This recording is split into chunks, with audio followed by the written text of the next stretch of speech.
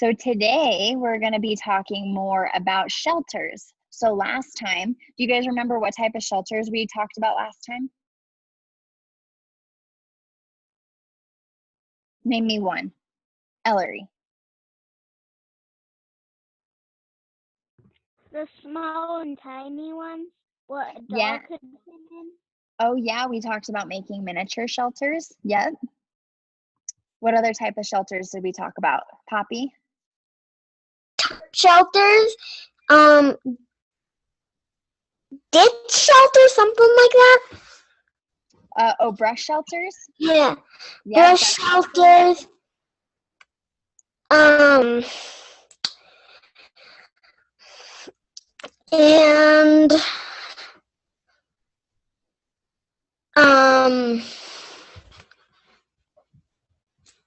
that's all I can remember.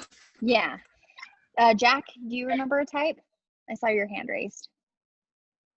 Did she say the tarp shelter? Yeah, she didn't say the tarp shelter. Yes, so we talked about tarp shelters. Good job, Jack. I said tarp shelter. I said tarp shelter. Oh, you did? Oh, I didn't hear that. So my dad told me to ask my mom if she can take me to the after school thing. If she says yes, I'll be able to. Awesome. Great. I hope to see you there, Parker. Okay, so we talked about brush shelters, tarp shelters, trench shelters. Remember, those are the ones that you dig a little pit for. And then we talked about natural shelters. Remember, those are the ones that are already in nature, like logs and caves. So today we're going to talk about 4 more. So first, the beach shelters, then snow shelters, then desert shelters, and car shelters. Okay, so beach shelter. So when you're on the beach, if you get lost on the beach, you would want to make sure that you build a shelter that is above the high tide line.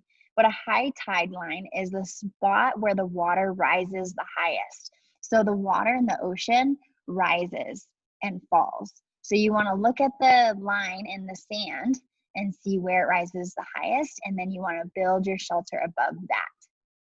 So the best kind of shelter to build on the beach is a trench shelter. Why do you think that's the best type of shelter to build in the beach?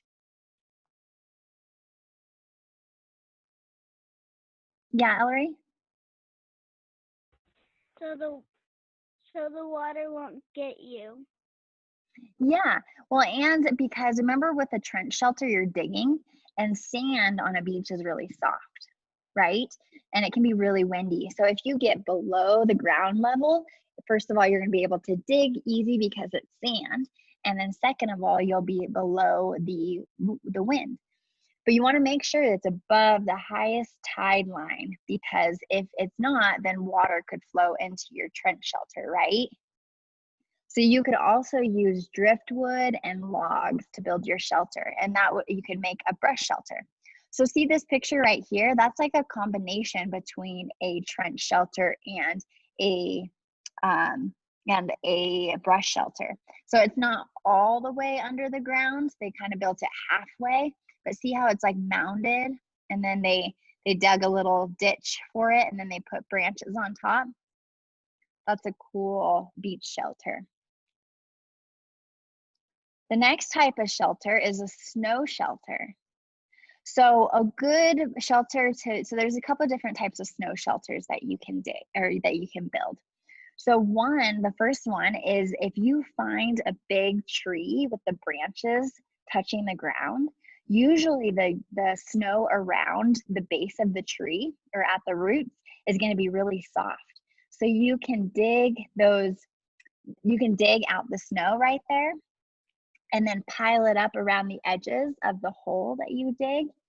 And then you can put branches on top, so like a trench shelter, right? So you dug down in the snow and then you piled sticks on top, and then you can even put snow on top. But you want to make sure that you leave a hole for yourself. Another type of shelter that you can build in the snow is if you have really hard snow and if you have a shovel, you can dig a little cave. So you want to make sure that, remember, it's just big enough for your body so that it stays warm enough. And you should never, ever, ever, ever close yourself in a snow cave. Ellery, do you have a question?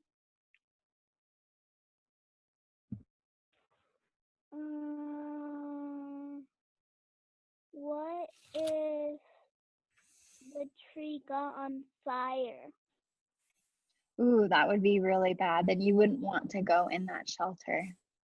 So you want to make sure that you're not digging a shelter where there's a tree on fire. Good question. Okay. So the next type of shelter is a desert shelter. So it's really important to have shade in the desert, right? Because the desert gets so hot. So one good type of shelter that is awesome in the desert is a tarp shelter. And that's because it lets air come through so that it doesn't get too hot under your shelter. And it also protects you from the rain. So you should not dig you should never put your shelter in a ditch. And remember last time about when we should never build in a ditch because sometimes if there's rain, then it could flood. And in the desert, when it rains, sometimes there's what's called flash floods, where you don't see it coming and all of a sudden it floods.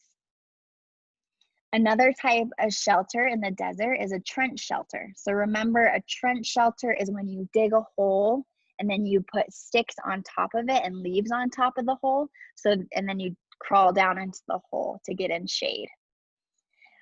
But what do you think might be bad about a trench shelter in the desert? What do you think could happen, Celeste?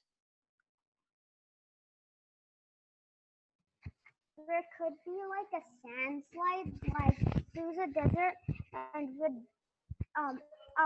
if you were on the top of a sand dune, then it could just collapse. Oh, maybe. yeah. You could start sliding down, or it could just collapse. Or if you were in the middle of like two dunes and two sand dunes, then if there was sand could just like start sliding. Yeah. Caving. Totally. I hadn't thought about digging a shelter in the dunes because in the dunes it's super soft sand and it does slide a lot. So that would be dangerous to build a trench shelter on the dunes. You just dug one in the middle of like two dunes, and it would still be dangerous because there was sand slide off on you. Totally. Yeah. So digging I have to a leave trench really quickly, but I'm just going to turn off my camera. Okay, Parker. Yeah, so exactly. Thank you for sharing that. I hadn't even thought of that, Celeste. That is very good thinking. You're thinking very critical. So never dig a trench shelter in the dunes because it could slide. Exactly. That's dangerous. Poppy?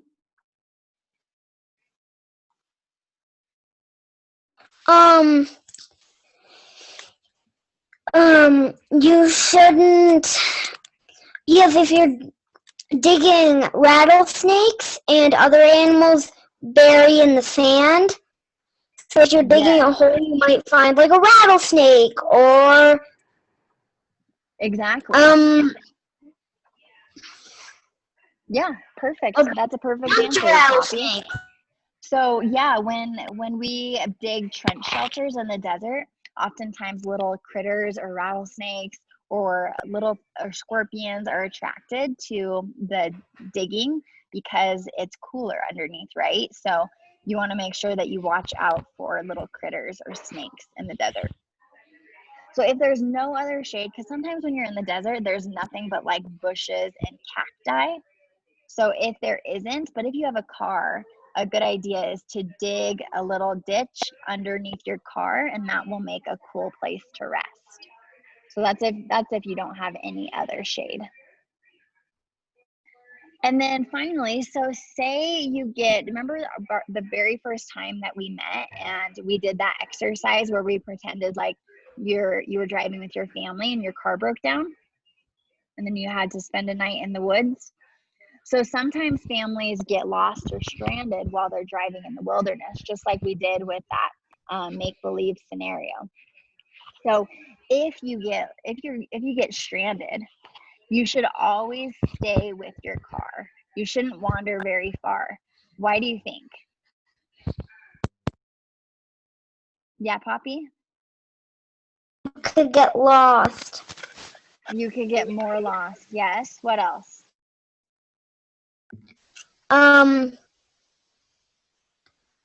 Well, if you were in the rainforest, a leopard could come down and pounce on you. Oh, yeah. So animals. Right. So if a car, when you're in a car and you break down, if you stay near your car, first the car is going to provide shelter, right? So you're not going to need you're not going to need a different type of shelter because you have your car.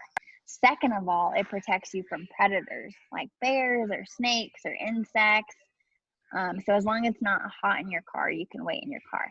And then third, it's easier to spot a car than it is a person, right? So if you are wanting to get rescued and you are near your car, since it's bigger, they'll be able to see your car more easily than they are a person. Does that make sense? Yeah. Okay. So we already watched this video. You guys all watched it with me on Tuesday, right? The mini shelters. Okay. So for the rest of the time, we're going to have time to work on our mini shelters. So remember, you can make any type of shelter that you want. So you want to make it like as big for like a Barbie or for like a doll. And it's a beautiful day outside, so you can go outside and make it. Or if you want to stay inside, you can do that too. Remember I talked about a tarp shelter that you can make out of a trash bag and a chair? You already made one? Yeah, that rock shelter. Oh, Natural one. I thought you said that was already natural. So I challenge you to make another one, like a brush shelter or a tarp shelter. Remember how we watched this video? Now you guys know how to make one. Yeah, Ellery?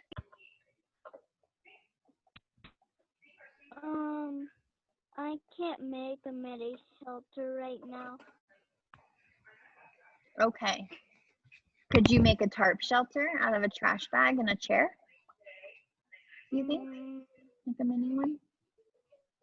I don't know. Okay. That's okay. I can't make the tarp shelter either.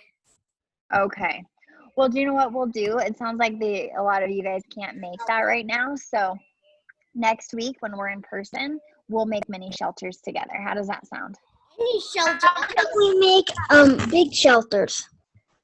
We can maybe, yeah, we'll start with mini shelters so that we get the hang of it, and then we'll make big shelters. How does that sound? Cool. So we'll do brush shelters, mini trench shelters, and mini tarp shelters.